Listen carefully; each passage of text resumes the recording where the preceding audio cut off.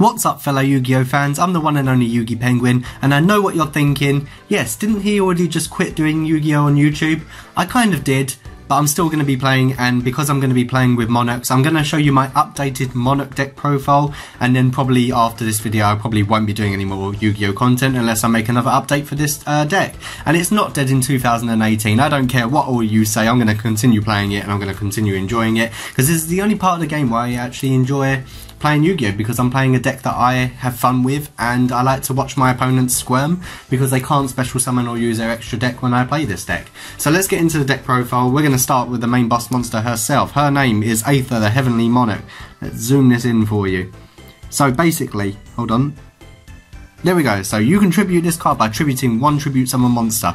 If this card is tribute summoned, you can send 2 Monarch spells or trap cards to the graveyard, preferably the Prime Monarch or Pantheism of the Monarch if it's not already in the graveyard by the time you have played this card. That means you can special summon 1 Monarch from your deck or monster with 2,400 and 1,000 defense or 2,800 attack, and you can special summon that until the end phase of the turn. Good thing about Aether, I know she's at 1, is she's one of the only cards in the game that actually has a quick effect of actually you can banishing 1 Monarch spell or trap card from your graveyard, and immediately after this effect resolves you can tribute summon, and this is a quick effect from your hand. Such a great card, and that's a reason why she is only at 1. Next boss monster, I have upped Erebus to 3. The reason why Erebus is at 3, because if you are going first, you can actually snipe out a card in your opponent's hand, so they start on the same amount of cards as you do, and it gives you like an insight as to what they are playing. So when you do tribute summon for this card, you do what every other Monarch does, you send 2 Monarch spells or trap cards to the graveyard with different names, and if you do, shuffle 1 card from the hand at random or graveyard, from your opponent's side of the field and then back into their deck. So it's a really good card, and he's 2,800 beat stick, so you can't really go wrong. If he is in the graveyard, by the way, during the main phase you can actually activate his effect to banish or send a Monarch spell trap card from your hand to grave to add him back. Or it doesn't even have to be him, it could be Aether. She is one of those cards that you can actually recycle from grave also. One-ofs, I've reduced Caius the Mega Monarch back down to 1. I wasn't playing him as much. He is a great card. He's probably my favourite Monarch out of all of them. First of all, he can target 1 card on the field and banish it. If you do, inflict 1,000 damage to your opponent. If it's a Dark monster, they're in a lot of trouble. Let's say you're playing Dark Magicians, for example. If you target Dark Magician and the effect resolves, you deal the 1,000 damage, you get the secondary effect of banishing 2 cards instead, but with all Dark Magicians from the hand, deck, graveyard, everything gets banished anyway, so they cannot play their Dark Magicians the way they want to. So Caius the Mega Monarch is a really good card in the deck. Next Monarch I am playing is Delg the Dark Monarch. So when this card is normal or special summoned, this isn't a once per turn either. You can special summon this as many times as you want and it will gain this effect. You can select up to 2 cards in your opponent's graveyard, remove them from play, then send the same number of cards from the top of the deck to the graveyard. During the turn it is normal or special summoned. This card cannot attack, but it doesn't really matter if you keep using this, tribute it, special summon it again, use it again and again if you can find a way to do it. I haven't really done it much. I've done it 3 times most in 1 turn, and it really annoyed my opponent because they couldn't use cards like Trick Stars or anything like that, because I've banished their reincarnations, their Licorice. There's not much they can do with Delg the Dark Monarch, and he is searchable also. I've narrowed down Vanity's Theme from 3 to 2 since my last build. Cannot be special summoned, and neither player can special summon monsters. Obviously you're using it to lock your opponent out of their special summons from their hand or anywhere that they need to special summon, especially extra deck. So it's a really good card to have. It's probably like a god card in this deck. Then we have the other card, Majesty's Theme, which I've actually put back into the deck. First of all, it can be searched off of Return of the Monarchs, or yeah, I believe it is just Return of the Monarchs that it can be searched off, because it has 2,400 attack and 1,000 defense. It cannot be special summoned, but monster effects cannot be activated. So basically, it works like a Monarch's Erupt. It stops all monster effects, but these monster effects cannot be activated in grave, extra deck, hand, anywhere. They cannot be activated. I know it can't work on yourself, but if you need to tribute it for a tribute summon monster, obviously if this is tribute summoned, you just tribute off and then you can go back into your plays. Then I play Triple Edia, the Heavenly Squire. The reason why we play Edia at 3, she's one of the most important combo pieces in your deck, because when you normal summon Edia, it gives you a chance to special summon triple Eidos from the deck. So there's Eidos, I'll show you that in one moment. So you bring out an 800 attack and 1,000 defense, which is actually Eidos or I'll show you another card in a moment that you can actually use, and then he gives you the option to actually tribute summon again, so you use both pieces to go into one of your high-powered monarchs. Basically, if she is sent from the to the graveyard, you can target one of your banished monarch spells and traps and add it back to your hand. So again, a lot of recycling. There's a reason why Pantheism is only at 1 in the deck, because you can keep recycling Pantheism otherwise. So with Iodos, there you go. So when he's normal special summon during the main phase this turn, you actually contribute summon 1 monster in addition to your normal summoner set. He's fantastic, and he also has the power and ability to actually banish himself, so you can special summon Edia from the graveyard, and then her effect will actually combo off again to special summon another Iodos from the deck. And if you have gone through all of your Iodos, at least you'll have a backup plan. One Mithra, the Thunder Vassal, basically another special summon, especially of Edia, because it's 800 attack and 1000 defense from her effect, and also you can use it as a tribute summon during your main phase in addition. So really good card. I've really thought about it, and I've had so many different Monarch builds, but this is probably the most consistent that I've had so far, and I will continue to play it. Obviously you can use this deck as a guideline for what you guys and girls would like to play. I haven't really seen many people play this in the deck. This is Kaiser Voice Raider. I will keep this always, because if you control no monsters, you can special summon this card from your hand. This card is going first, obviously, so you special summon this, you normal summon Edia to bring out Iodos, and then you've got extra monsters on the board to use. I used to play this card for my Divine Monarch deck, where you add Obelisk the Tormentor, and then obviously I'd have 3 monsters in a row to special summon Obelisk the Tormentor. Sorry, not special summon, tribute summon. But obviously Kaiser Voice Raider is a really good card. It's level 5, and obviously if he destroys the monster by battle, he gains 500 attack, and if he destroy him, obviously they lose 500 attack. So it's a really good card. And then obviously a little bit of spicy tech in my deck. I play 2 Dogmans, searchable and can be used off of Tenacity of the Monarchs, because he's 2400 attack and 1000 defense. Obviously he's a free special summon, or if he gets sent to grave and it's a going second deck, obviously all your opponent's monsters will lose 1000 attack until the end of this turn. Really cool card indeed to put in the deck.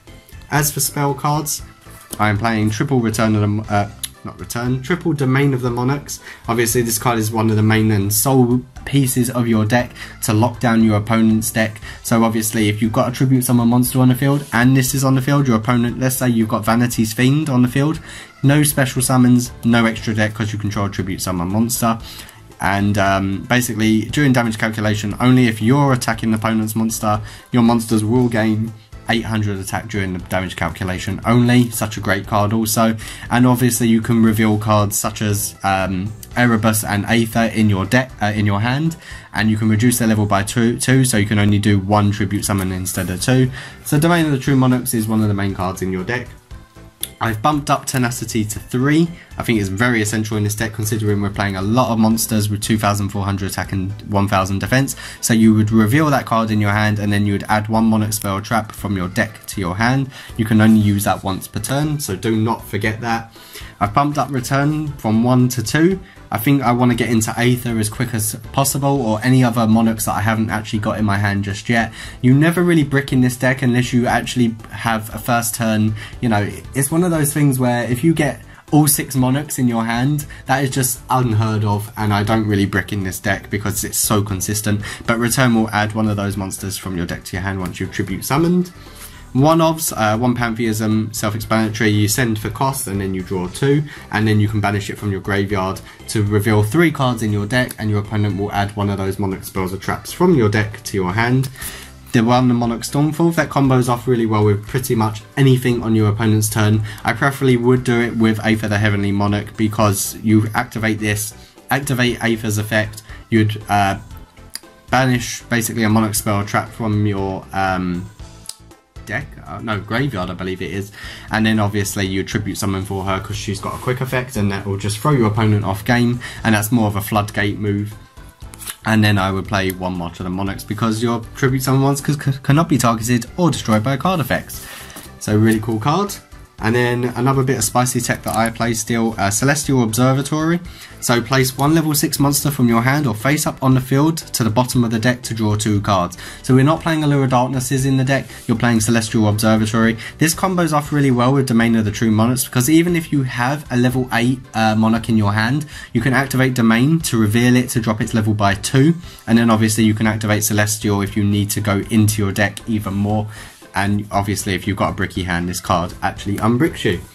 Then I play 1 for 1. I was never playing this card until now. It's a really good card because you're sending one monster from your hand to graveyard to get the free special summon. Obviously reinforcement of the army to add the warriors from your deck to your hand. And then 2 Foolish Burials, I'll put them like that. 2 Foolish Burials for the simple reason of fodder. So you basically send from deck to grave your spells and traps. So stuff like Pantheism, if it's not already in there by now, if this is, you know, in your hand first turn, you want to do that. Or send in a Prime Monarch so you can get a free body on the board. Really cool card. And then I've upped Shared Ride to 2, so again more extended draw power. Obviously this one's the secret rare, that one's just a common from the new Zombie Structure deck. But it's such a good card because after this card resolves, each time your opponent adds a card or cards from their deck or graveyard to their hand this turn, except by drawing them, you immediately draw 1 card also. So your opponent, it kind of wants, like, your opponent's going to be thinking, okay, once this card is activated and I cannot stop this effect, oh no, well, do I continue playing and give my opponent lots of draw power so you can have multiples of like maybe up to 9 cards in your hand in a turn, or do they just end their turn and say, oh okay, maybe I shouldn't let you have all these cards in your hand? And so it kind of stops your opponent and makes them think a little bit. Then last but not least, for spell cards, the 1 Monster Reborn to round off. As for trap cards, I have reduced the Prime Monarch down to 2. The reason being is I don't think you need 3. I only ever see myself playing 2. Obviously you can banish it to special summon itself on the board, and if Eddie has been sent to grave you can always add it back to your hand and then use it as Pantheism targets.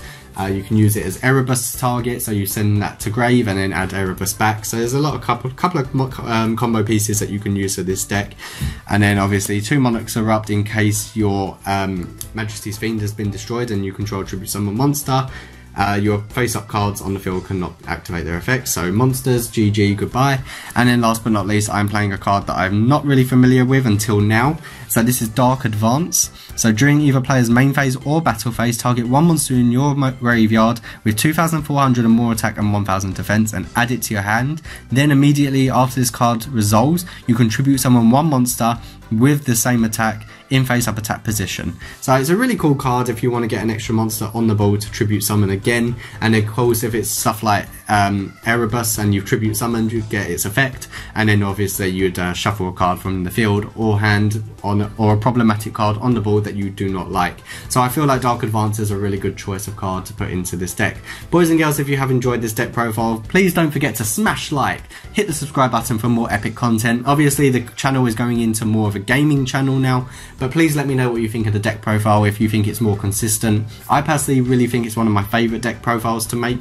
I really do have passion for Monarchs in this current meta and format. I'd love to see them go, you know, top 8 in a regional actually one day, but if your opponent's got the right cards to shut them down, then obviously there's nothing you can do about that. But thank you very much for watching everyone. YuGiOh Penguin is signing out.